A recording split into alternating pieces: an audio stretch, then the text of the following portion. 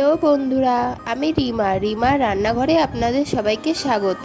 আজ আমি রান্না ছাড়া কিভাবে কম সময়ের মধ্যে ম্যাঙ্গো কেক তৈরি করা যায় সেটি আমি দেখাচ্ছি।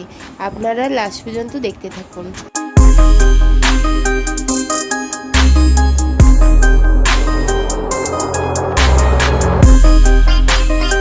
এখন আমি 5টি ব্রেড নিয়ে নেব। ব্রেডের চারো সাইড কেটে মাঝখানের অংশটি নিয়ে নেব।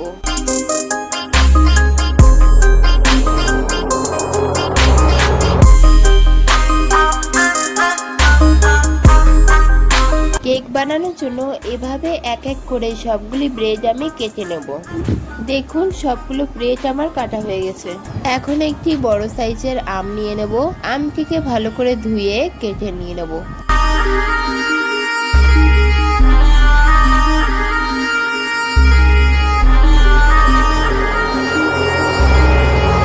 দেখুন কত সুন্দর পাকা আম। এখন আমি চাকু দিয়ে পিস পিস করে কেটে একটা চামচ দিয়ে ভালো করে ছাড়িয়ে নিয়ে নেব।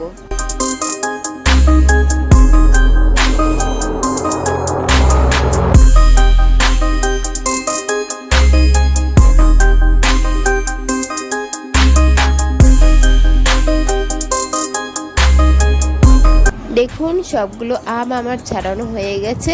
এখন একটি মিক্সচার জারে সবগুলো আম আমি নিয়ে নেব। তাতে নিয়ে নেব একটা এলাচ গুঁড়ো, 3 চামচ কুড়ানো নারকেল, হাফ কাপ চিনি দিয়ে দেব, হাফ কাপ দুধ দিয়ে দেব, সামান্য পরিমাণে নুন দিয়ে ভালো করে মিক্সচার করে নেব। দেখুন মিক্সচার করা হয়ে গেছে। এবার একটা প্লেট নিয়ে নেব। এখানে চামচের সাহায্যে এভাবে ব্যাটারটা গোল করে লাগিয়ে নেব।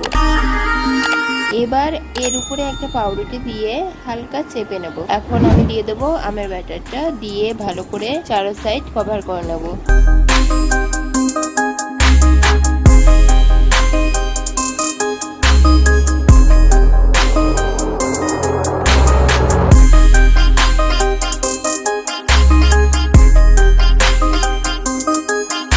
এর উপরে কাঠবাদাম কুচি দিয়ে ভালো করে সাজিয়ে নেব। এভাবে এক এক করে সবগুলো পাউরুটি দিয়ে আমের ব্যাটারটা দিয়ে ভালো করে সাজিয়ে নেব।